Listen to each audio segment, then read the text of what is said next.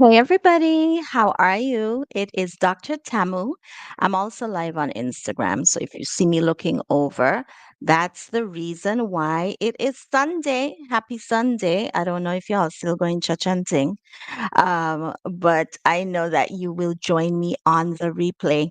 So I am a clarity creator. I am a venture accelerator. I am on a mission to get I'm gonna give it y'all remember for the Instagram folkies when I had the Mentor to Millions initiative. So I think I'm going to put a number to that. So I want to be uh partly responsible for having 10 Caribbean female entrepreneurs get to $1 million. Okay. And I'll be getting there with you. So, yeah, 11 of us. All right. So, this is the final day, day 7 of the High Growth Entrepreneurship Challenge. Do-do-do-do-do. And today we're talking capital. Today is also the last day for the 7-day challenge discount for the Her Action and Accountability coaching and co-working program. It's virtual that begins in January the 18th. You can look in the description if you're on YouTube, if you're on Instagram. The link is in the bio. And if you are online, you can visit tamobrown.com in coaching services accelerator program. So if you go to tamobrown.com, there's a link that will take you to the page and you can learn about everything that we are going to do month by month, etc. And I believe it was on maybe day 3 where I broke down what we would be doing month by month. Anyway, let's talk about capital. And I want to really talk about what I've been seeing. To date, I've worked with well over 1,000 entrepreneurs in the Caribbean and in the Caribbean diaspora through partnerships like with OAS, UNDP, UE, UNESCO, FAO, all kind of international organizations. So I know what I'm talking about, yeah? And 1,000 or more is no mean feat, okay? And what I have found, and I've done actually some research when it comes to capital and Caribbean entrepreneurs, and I did a survey once with maybe over 200 entrepreneurs from all across the region. And I just asked two questions. And one question was, would you be willing to pay to access information about venture capital in particular, equity rather? Venture capital, but other equity forms of capital, and would you be willing to, you know, give up equity? And overwhelmingly, the answer was no. And what I found about Caribbean entrepreneurs is that everybody wants the free money, which is great. Of course, you want grant money, etc. But is that really a sustainable growth strategy? And so you do have entrepreneurs who are being very successful with grant funding, but what really has been the return on investment from the grant funding? Yeah. And are we more focused on taking time to apply for grants than we are focused on building innovative business models and really, honing our venture skills, right? Are we really into business venture development? Or are we becoming expert grant writers? Is that where we're spending our time? So that's really something to consider. And also, not that you shouldn't access grants, because in the region there are lots of grants, but there are some things that you need to ascertain. One, is this the way your time is best spent? Maybe you need to outsource that.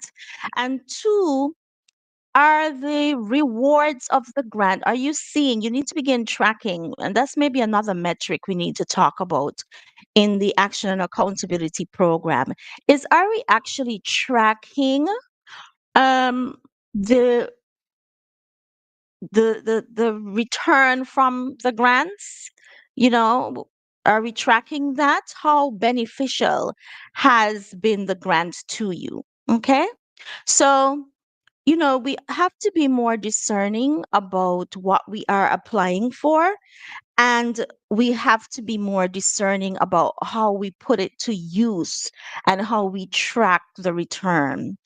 Additionally, this is true. Hey, Sonara. This is true for, we're talking about grants, Sonara, and how much time it takes to write for a grant. And after you've received the grant, have you really seen a return on your investment? Because there is an investment in time and an investment in mental stress when it comes to grant writing. And I was saying that in the Caribbean, we're obsessed with grants, obsessed. And the question is, are you becoming a CEO, or are you becoming an expert grant writer? And my advice is you need to begin outsourcing your grant writing process, and you need to begin focusing more on building a venture and getting sales. That's what I'm saying. So I'm not saying that you shouldn't use grants as capital, but everybody's always applying for grants.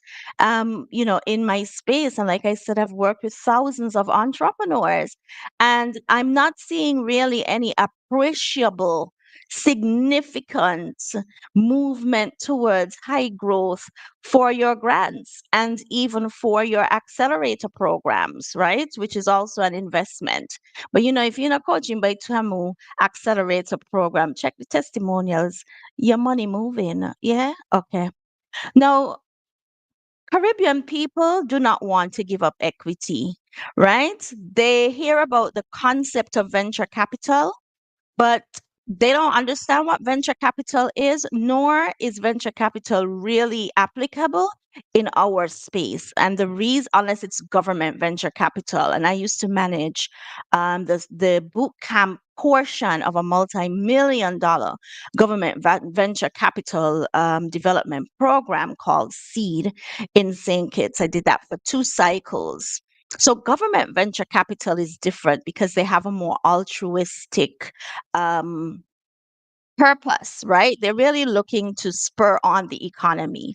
But in for other venture capital funds in the region, primarily in Jamaica, etc., the truth is that the volumes that we make and the growth that we are experiencing is insufficient to attract a venture capitalist. The second thing is that culturally, Caribbean entrepreneurs do not want to give up equity in their business.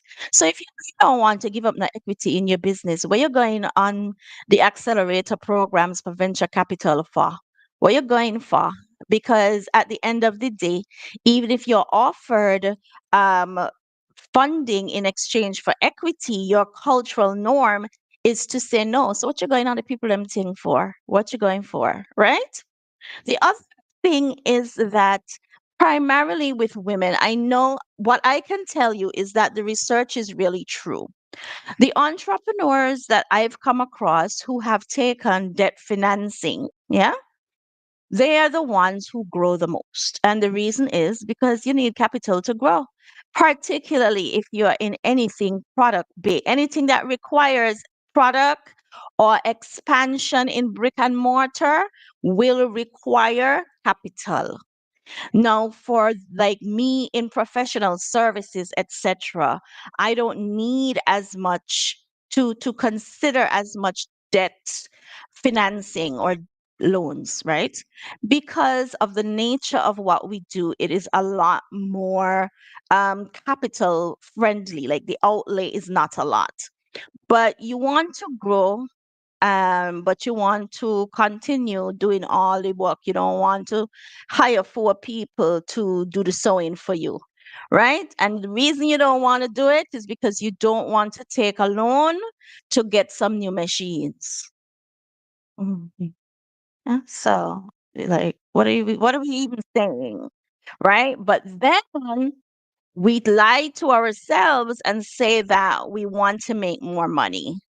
I'm admonishing you and me, right? For those listening, you and me. So, in the region, the mindset regarding capital has to change. And I can speak specifically, there's a partial credit guarantee right now in the OECD states. And in St. Kitts and Nevis in particular, no one is taking advantage of it. But my clients in other countries, they're like, oh, yeah, I don't apply to get, $250,000, $500,000. But the rest of us, y'all not applying. So the question really is, are you serious about being $1 million venture, a six-figure venture? You serious? Because if you're serious, you're going to need capital. And so financing, and we don't mean just grants, okay? Because if your strategy is writing grants to fund your business, the question is, you have a business? Maybe you need to become an NGO if all you do when you consider capital is grant writing. Yeah. So then that's a mindset problem. Now, let's balance that with the realities in the market. If we balance that with the realities in the market, we know statistically and anecdotally from conversations I've had with female entrepreneurs. I remember I said since 2019, I've served come into contact with well over 1,000 entrepreneurs, and the majority of them being female. I would say more than 90%. And the truth is that women tend to be underfunded as well because banks lend them less. So you remain undercapitalized, which might be one of the reasons that entrepreneurs in the region are more focused on grants.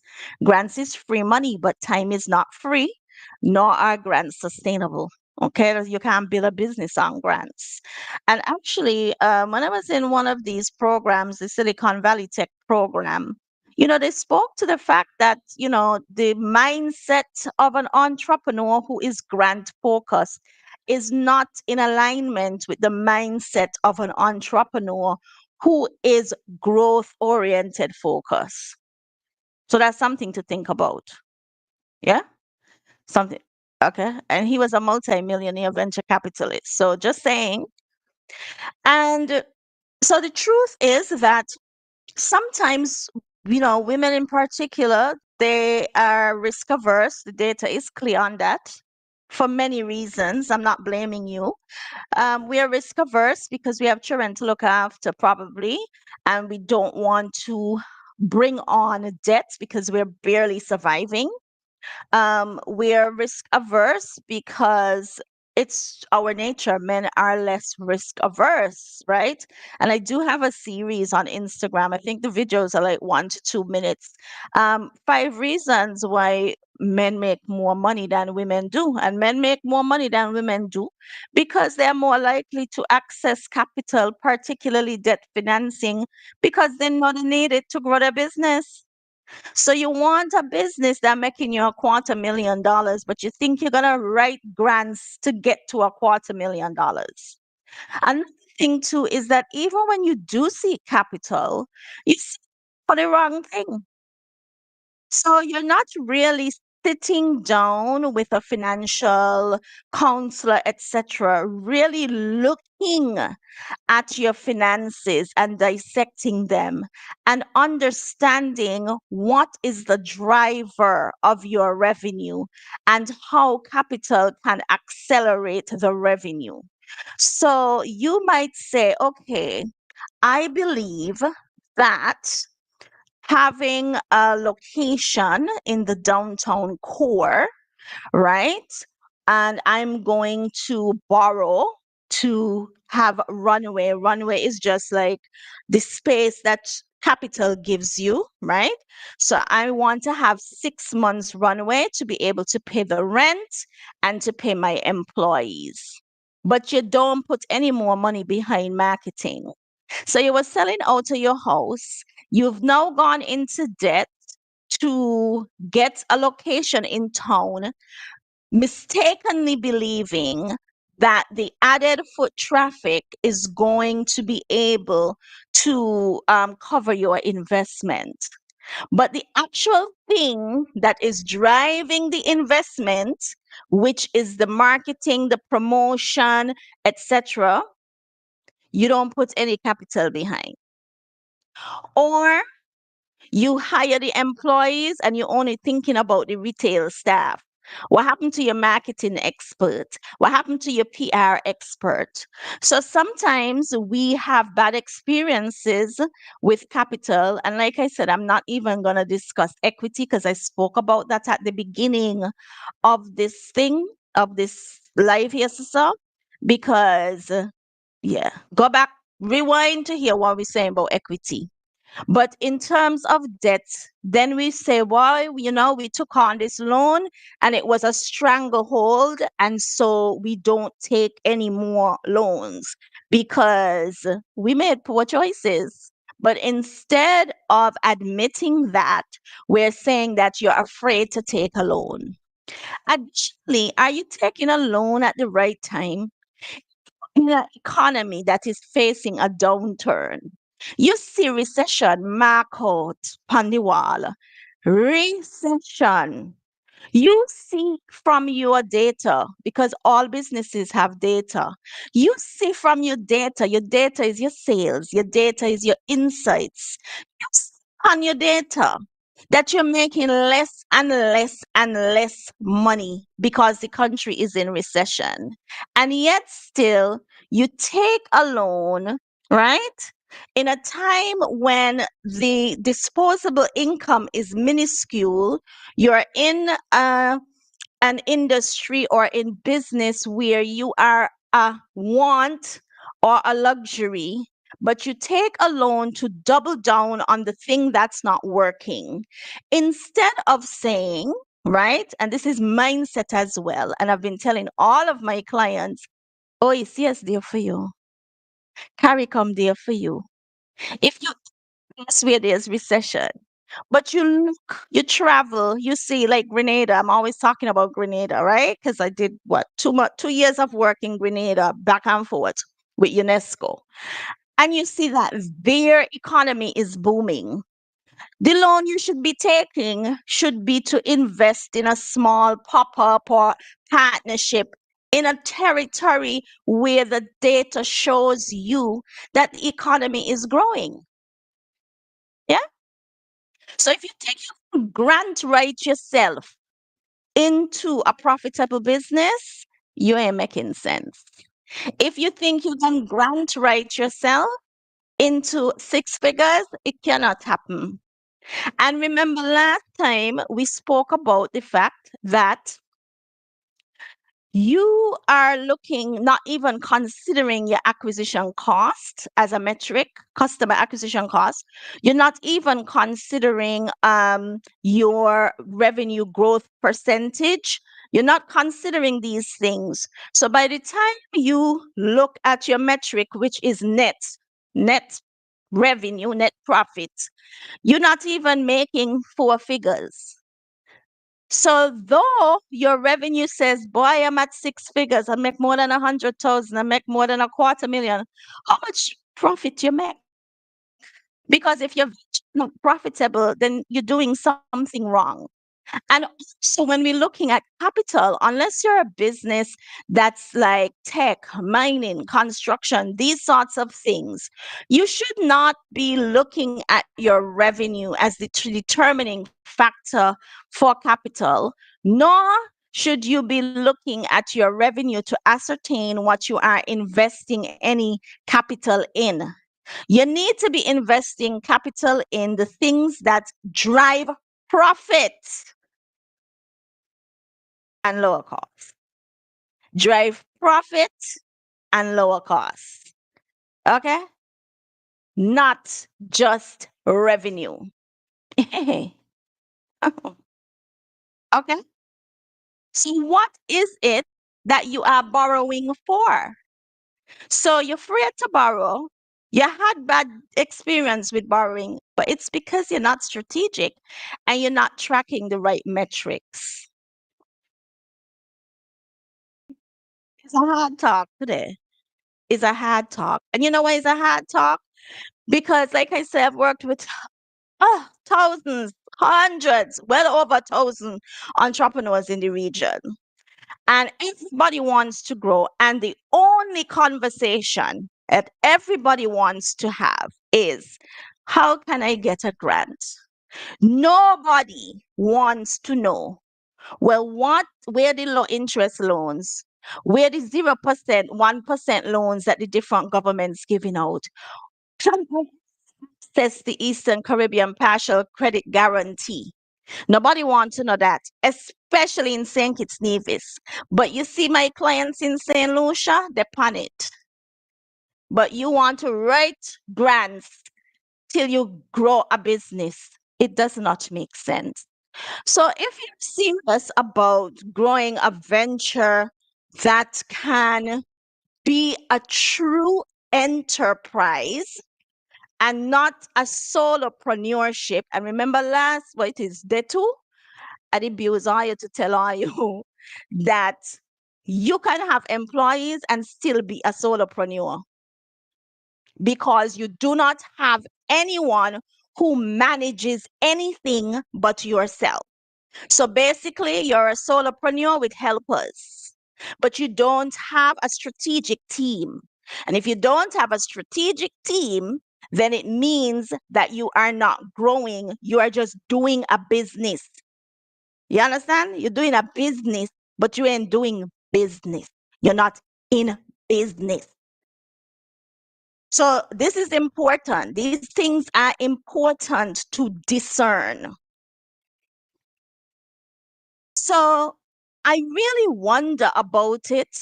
I do. I wonder about it. And I wonder if it is, I don't want to get all deep and academic because, I can, but I really wonder if it's like slavery, if it's colonial story. I don't know.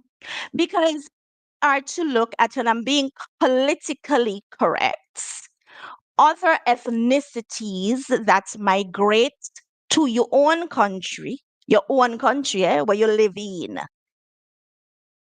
Them is big business. What happened to you? What happened to us? Hey, Sunshine, I'm waving. Oh, it's not that there is inadequate access to capital, because them a get capital and then from you, right? It's not that there is not opportunity. But remember, on one of the days, them I talk about high growth ventureship requiring a discovery mindset and an opportunity driven mindset. So they have more of that. Yeah. We talk about the mindset required for high growth entrepreneurship. Yeah. You want to be small and play small, you're going to stay small. It's just the thing. So I was driving over, I think it's Frigate Bay yesterday, and bam, big coffee shop, big thing, right? So you have to really consider that although the playing field is not equal, mindset is. Statistics are cultivating discernment. Nobody's stopping you from that. So the question becomes, what are we collectively not doing? And I could tell you, remember I talked about entrepreneurship the other day? We want to run business we sell.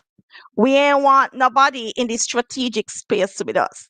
We want buy an added machine and start a factory. You think a factory had to have in 5,000 machine. You're making clothes, you're making bag, you're doing whatever, but you want to have one machine where you're working on. We're good on quotes how you purchase some two machines and get two employees, not you, because that is a form of capital as well. Hire purchase is a form of capital. Leasing is a form of capital. Renting is a form of capital. And so you enter all of these programs, but if you in Dr. Tamu things, you know, only the, hey, okay? In Dr. Tamu things, because I talk the things. And if you're skin thin, I'm not for you, right? So you in all the program them what the Caribbean have. You are right all the grant them, but you still want working in your business. Something gone wrong. And it's a number of things. It's mindset, it's tracking the wrong metric, it's investing in the wrong spaces in your business because you don't actually understand the drivers of profit. It's an unwillingness to have a discovery mindset and explore opportunities in our spaces that are open to us to move in order to do business in bigger ways. All right.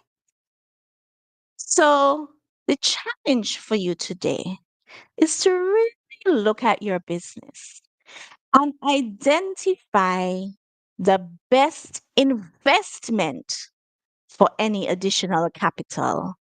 And also to banish the notion that you can invest. Now, you could bootstrap it, but bootstrap means that you have this money in your account. And most people do not. Most of us do not. Okay. So if you bootstrap it, yay, you can use that money to reinvest. But if not, you have to really look at your business, engineer it so that when you access capital, and we're talking about debt financing, because I don't tell all you, I don't want to give up no equity for equity financing. I also told y'all that the venture capital concept is not really applicable in our space because we cannot exit on the stock market, etc. Jamaica's entrepreneurship ecosystem right now is the best entrepreneurship ecosystem. Okay. If you want to do bigger business, have bigger volume, have access to logistics, because they're shipping direct from Miami, you could export, you could import your things, etc. But you want to stay and struggle. There is no badge for struggle. And patriotism is not in alignment with struggle. Okay. So, you know, we only do 30 minutes here. So, hey, just imagine. And so the 30 minutes done. So go back when I end the live and you two on YouTube and go back and watch and see all that I said. So today is the last day. This was day 7 of the High Growth Entrepreneurship Challenge. We focus today on capital and y'all get some hard truths. You know, it ain't nice, but it's the truth. And today's also the last day for the uh, 7-day challenge discount for the Her Action and Accountability Program. Details in the description if you're on YouTube, if you're on what's this? Instagram, the link in the bio so you could read what it's about, etc. All right. So it's been great. Bye everybody. See you,